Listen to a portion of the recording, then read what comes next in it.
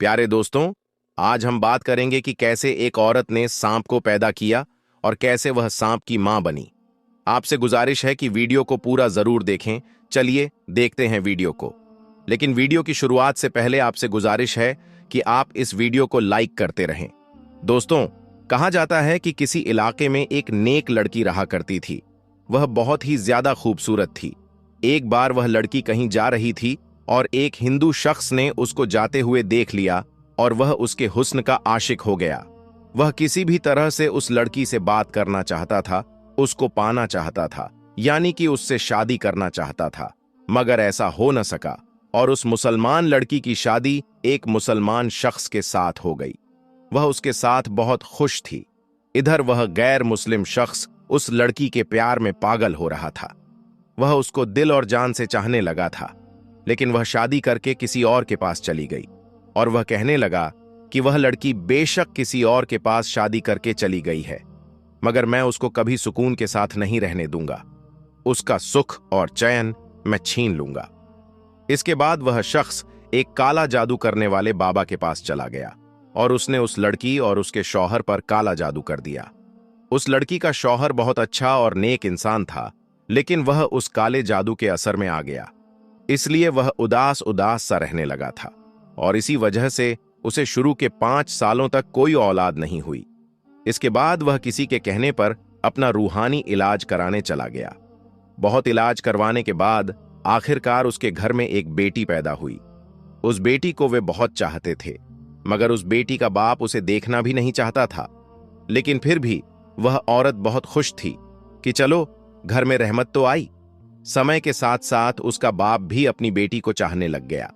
इसके बाद जब वह लगभग 8 महीने की हुई तो एक दिन एक फकीर बाबा ने उनके दरवाजे पर आवाज लगाई। उस औरत ने नौकरानी से कहा कि फकीर को कुछ सदका खैरात देकर भेज दो, लेकिन वह फकीर जिद करने लगा कि उसे घर की मालकिन से मिलना है, बहुत जरूरी बात करनी है। हालांकि वह औरत किसी के सामने नहीं आती थी, मगर पता नहीं उस दिन ऐसा क्या हुआ कि वह औरत खींची खींची उस फकीर के सामने आ गई और वह फकीर कहने लगा, बेटी बहुत भूख लगी है, खाना खिलाओ। उस औरत ने उसको खाना खिलाया। फिर भी वह कहने लगा, बेटी पानी पिलाओ। उस औरत ने अपनी नौकरानी से कहकर पानी भी मंगवा दिया। फकीर ने जैसे ही पानी में देखा तो उस औरत से कहने लगा, इस पानी में तो सांप है। दोस्तों, अगर वीडियो आपको पसंद आ रही है तो इसे लाइक करते रहें। यह सुनकर वह औरत बहुत परेशान हुई और कहने लगी, पानी में सांप कैसे हो सकता है? और फकीर फिर से कहने लगा, बेटी आप पर किसी ने काला जादू किया है, आपकी कोई भी औलाद जिंदा नहीं बचेगी। इस पर वह औरत हंसने लगी और कहने लगी, तुम झूठ बोल रहे हो, मेरी तो एक बेटी है जो अंदर सो रही है। उस फकीर ने कहा, वह सो नहीं रही है, उसे अंदर जाकर देखो। यह सुनकर वह औरत बहुत हैरान हुई और जल्दी से अपने घर के अंदर गई और अपनी बेटी को संभाला तो उसने देखा कि वह बेटी सोई नहीं थी, बल्कि सच में मरी पड़ी थी। इसके बाद वह दौड़ती हुई घर के बाहर आई, लेकिन तब तक वह फकीर वहां से जा चुका था। इसके बाद उस औरत ने सारा वाकया अपने शौहर को बताया। सब लोग बहुत हैरान थे कि बच्चे की अचानक इस तरह से मौत कैसे हो गई और वह फकीर कौन था। लेकिन फिर सब्र तो करना ही था और उस औरत ने भी सब्र किया और अल्लाह के सामने सजदा करके गिड़गिड़ाने लगी, या अल्लाह, मुझसे ऐसा कौन सा गुनाह हो गया है कि मुझसे मेरी खुशियां ही रूठ गई हैं। खैर दोस्तों, उस बच्ची की मौत के 1 साल बाद फिर से उस औरत को एक बेटी पैदा हुई जो पहली बेटी से भी ज्यादा खूबसूरत थी। वह औरत अपनी इस बेटी को किसी के सामने नहीं लाती थी ताकि उसे किसी की नजर न लग जाए, क्योंकि वह पहले ही अपनी एक बेटी खो चुकी थी। इसलिए वह अपनी इस दूसरी बेटी को खोना नहीं चाहती थी। लेकिन फिर जब उसकी बेटी 2 साल की हुई तो एक बाबा फकीर उस औरत के दरवाजे पर आया और आवाज लगाने लगा। जैसे ही उस औरत की नौकरानी उस फकीर को सदका खैरात देने गई तो उसने उसे पहचान लिया और वह भागते हुए अपनी मालकिन के पास गई और उसे बताया। उस औरत को शक हो गया कि कहीं यह फकीर उसकी दूसरी बेटी को लेने तो नहीं आया है, इसीलिए भागते हुए वह पहले अपनी बेटी के पास गई और उसने देखा कि उसकी वह बेटी आराम से सो रही है। उसने अल्लाह का शुक्र अदा किया और फिर अपनी नौकरानी से कहा कि उसे सदका खैरात देकर रुखसत कर दो। और वह फकीर जाते हुए कहने लगा कि इस घर की मालकिन पर बहुत ही बुरा जादू किया गया है, इस घर की कोई भी औलाद जिंदा नहीं बचेगी। उसने कहा, अपना इलाज करवाओ। और इस तरह से कहकर वह फकीर वहां से चला गया। उस फकीर की ये बातें सुनकर औरत रोने लगी। ये देखकर उसकी नौकरानी अपने मालिक के पास यानी कि उस औरत के शौहर के पास गई और उसे बुलाकर लाई। उसका शौहर एक घोड़े पर बैठकर अपने घर पहुंचा। जैसे ही वह घोड़ा उसके घर में दाखिल हुआ तो वह बहुत ही अजीब हरकतें करने लगा। वहीं उस घर के आंगन में अपने पैरों से गड्ढा खोदने लगा। और ये सब देखकर लोग हैरान हो गए कि यह घोड़ा इस घर में किसकी कब्र खोद रहा है। देखते ही देखते उस घोड़े ने एक बड़ा सा गड्ढा खोद दिया और फिर इसके बाद वह औरत की बेटी अपने घर से चलती हुई उस गड्ढे के पास आ गई।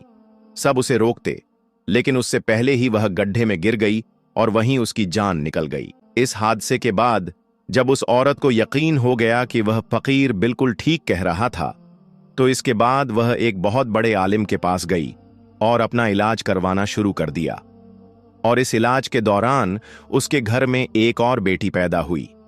अब वह औरत और उसका शौहर दोनों ही खौफजदा रहते थे कि उनकी बेटी के साथ कुछ भी बुरा ना हो जाए, लेकिन आखिर वही हुआ जिसका उन्हें डर था। एक दिन दोनों अपनी बेटी को साथ लेकर उस आलिम के पास जा रहे थे कि रास्ते में अचानक कहीं से उड़ती हुई एक चील आई और वह उस मासूम सी बच्ची को उठाकर ले गई। और दोनों मियां बीवी बस उसे देखते ही रह गए। उस चील ने आसमान में ले जाकर उस बच्ची को वहीं पर छोड़ दिया और वह सीधी जमीन पर आकर गिर गई और उसका पूरा जिस्म पूरी तरह से बिखर गया।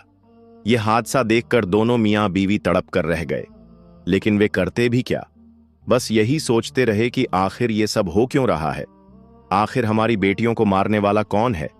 दोस्तों, इसके कुछ दिनों के बाद वह फकीर फिर से उनके घर आया और आवाजें लगाने लगा। नौकरानी दौड़ती हुई अपनी मालकिन के पास गई और उसे उस फकीर के बारे में बताया।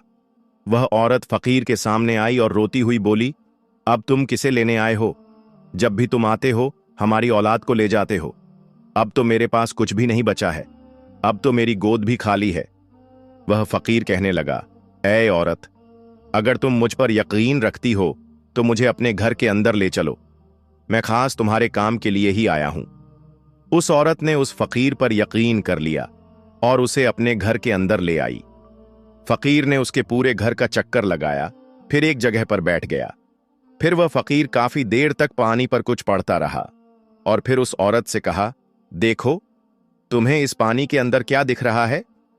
जैसे ही उस औरत ने उस पानी के अंदर देखा तो एक जोरदार चीख मारकर पीछे हट गई, क्योंकि उस पानी में एक काला नाग कुंडली मारे हुए बैठा हुआ था।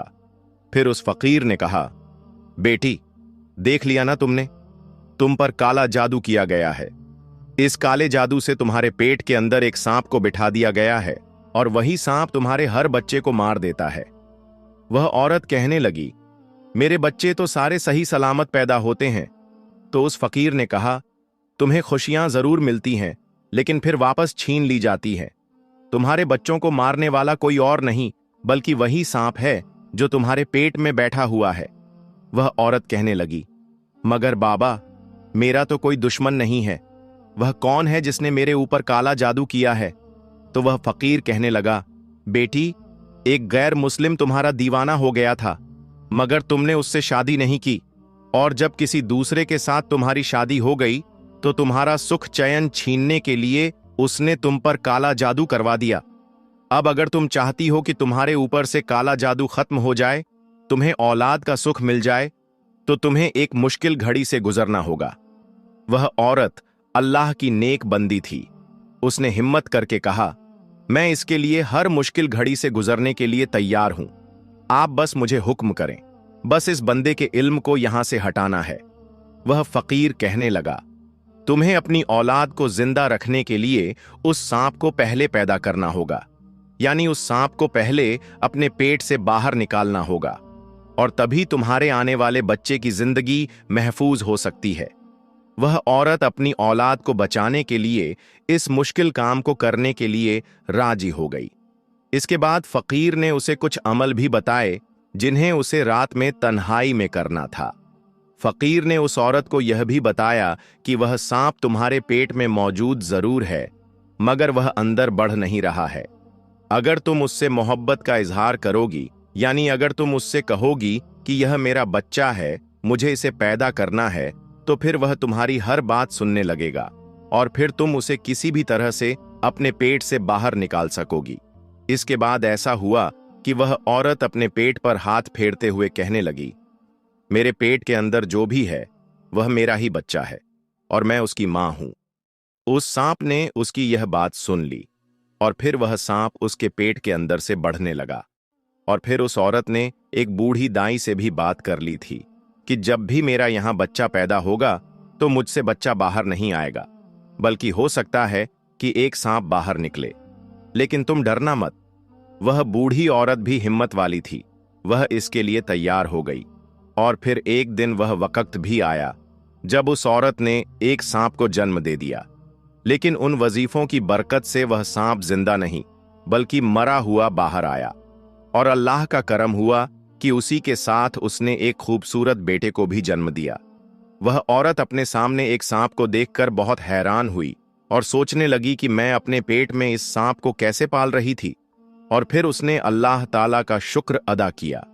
इसके बाद अल्लाह ने फिर से उस औरत को एक एक करके 2 और बेटे अता किए जो बिल्कुल ठीक और सही सलामत पैदा हुए। अब काले जादू का असर पूरी तरह से खत्म हो चुका था। इसके कुछ दिनों के बाद वही फकीर बाबा उसके दरबार पर आया और वह औरत कहने लगी, बाबा, अब तो तुम कोई बुरी खबर सुनाने नहीं आए हो। अब तो मेरे बेटे भी बड़े हो गए हैं जो बिल्कुल सेहतमंद हैं और हर रोज मैं उनकी लंबी उम्र के लिए दुआ करती हूं। तो यह सुनकर फकीर बाबा ने कहा, बेटी, इस बार मैं तुम्हें कोई बुरी खबर नहीं बल्कि अच्छी खबर सुनाने आया हूं। तुम पर जिस हिंदू शख्स ने काला जादू करवाया था वह फिर से तुम्हारे ऊपर काला जादू करवाने के लिए जंगल में चंदन की लकड़ी काट रहा था। तो वहां पर उसे किसी बड़े सांप ने अचानक डस लिया और वहीं पर वह तड़प तड़प कर मर गया। यह सुनकर वह औरत बहुत खुश हुई और अल्लाह का शुक्र अदा करने लगी।